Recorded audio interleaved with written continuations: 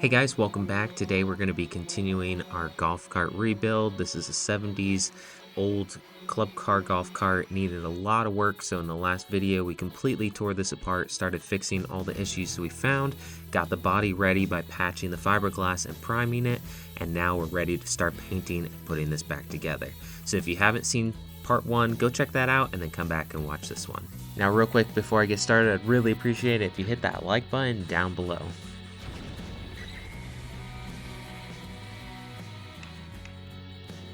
Alright, so what I'm going to do is start painting the body and start putting it back together. I wanted to try to match the paint as closely to the original paint as possible, and I was able to do that with this Rust-Oleum enamel spray paint. It's almost the exact green color that was originally on the golf cart, and then I have a shell white Rust-Oleum enamel spray paint that I'm going to be using for the rest of the body as well.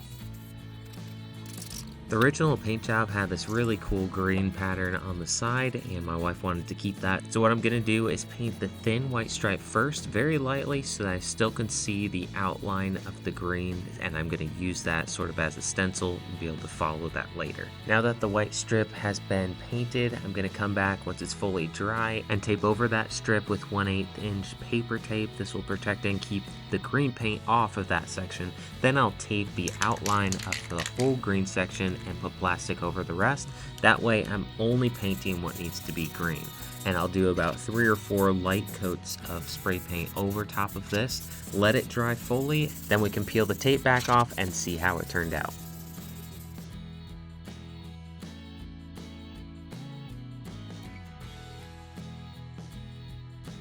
So as I'm peeling this off, I'm getting really excited about it because the stripes came out really clean, as well as the outline of the green.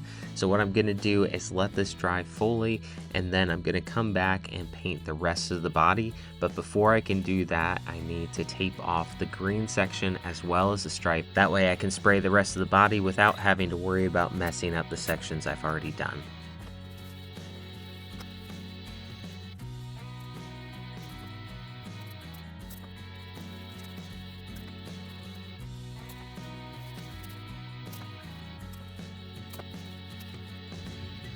Now I'm going to start spraying the body, and I'm using this shell white enamel Rust-Oleum spray paint. It goes on really well. I'm going to cover the entire thing, and this is just a slight off-white color. We didn't want it bright white because it didn't really match what it was originally, and so we're going to spray this and peel off the tape and see what that looks like. Now as I was doing this, there was a few parts that were not dry enough, and it did pull off a little bit of the paint, so I did go back once I was done and use a small paintbrush and touch up some of those stripes and fix the issues that there were.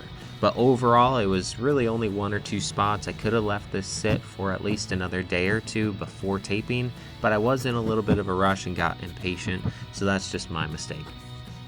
Alright, now it's the exciting part. I'm going to start putting the golf cart back together and cleaning up all the aluminum trim pieces, polishing those before putting it back on the golf cart, and it's going to start looking really nice.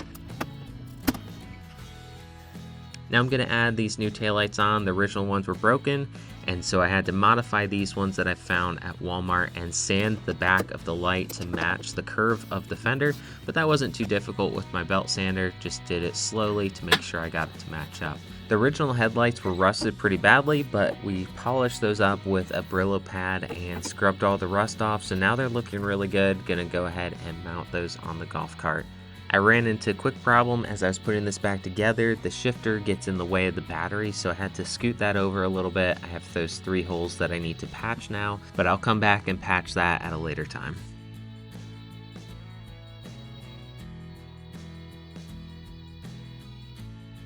Most of the wiring has already been finished in the last video, but I'm going to hook up a few new things that I'm adding in here, a new horn and a few switches that are going to be mounted to the dashboard.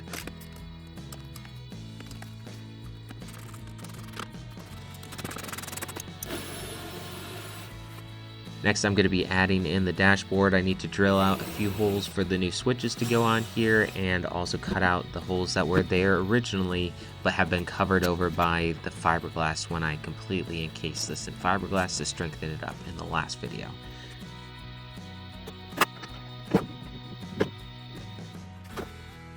Off camera, I ended up painting the steering column. It was a bit rusty, so I taped everything off and painted it all black so it looks nice. And then I added on a new gasket down along the dashboard to keep everything dry in there. I have a new steering wheel. The one that was original to this was broken. It was held together by some hose clamps, so we had to replace it anyways, but this steering wheel looks really nice on the golf cart.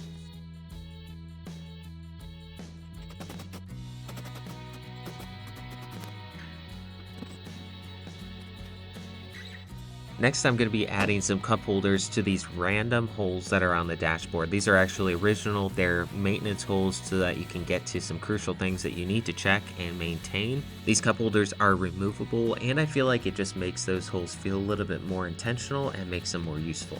I'm going to take the logos that I peeled off of the body before I painted them and glue those back into place. I've got some 5-minute epoxy on the back of this, so I just need to hold this in place while that epoxy hardens up.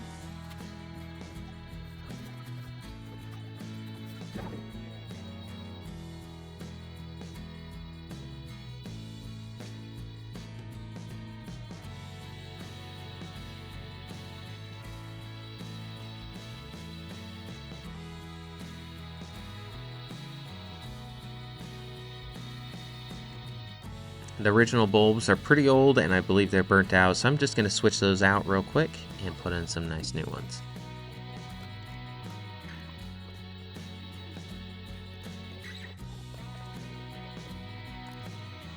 Now, in order to run everything that I need to, like the headlights, brake lights, the horn, I need to have 12 volt, and in order to do that, I've got this voltage regulator that will drop 36 volts down to 12, and from there I can wire that to the headlights, horn, and brake lights so I don't burn anything out. Now, it came with a fuse to go along with it. I already have a fuse box that I've connected in here. I'll just include the fuse as well, and that will run straight into the fuse box and then out to the rest of the lights and horns. That way, if anything else is at a lower amperage and needs a smaller fuse, I can have it in that fuse box, but this larger fuse is for the entire system right by this voltage regulator. So it'll all work out. I'll wire this up really quick and put this back in place. I believe this golf cart originally had a voltage regulator because it had headlights and a lot of other features that needed 12 volts, but there wasn't one in the golf cart when I bought it. And I believe whoever tore out the batteries ended up tearing that out as well, but that's not too much of an issue. I just was able to replace it fairly easily.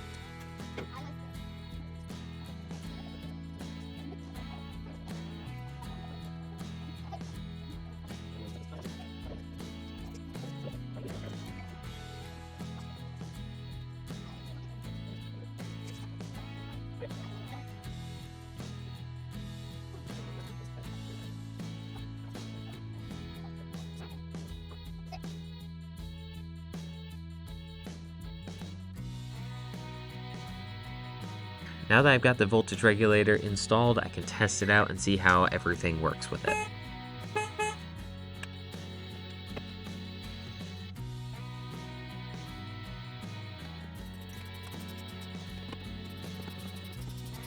Alright, just a quick reminder, this is what it looked like when I first purchased the golf cart. It was in really rough shape, needed some work.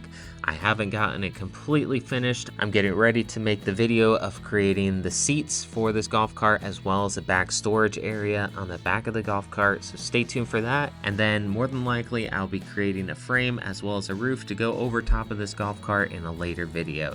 I hope you guys enjoyed this video. If you did, hit that like button down below and don't forget to subscribe to the channel if you have not already. Thanks so much for watching, guys. I'll see you in the next one.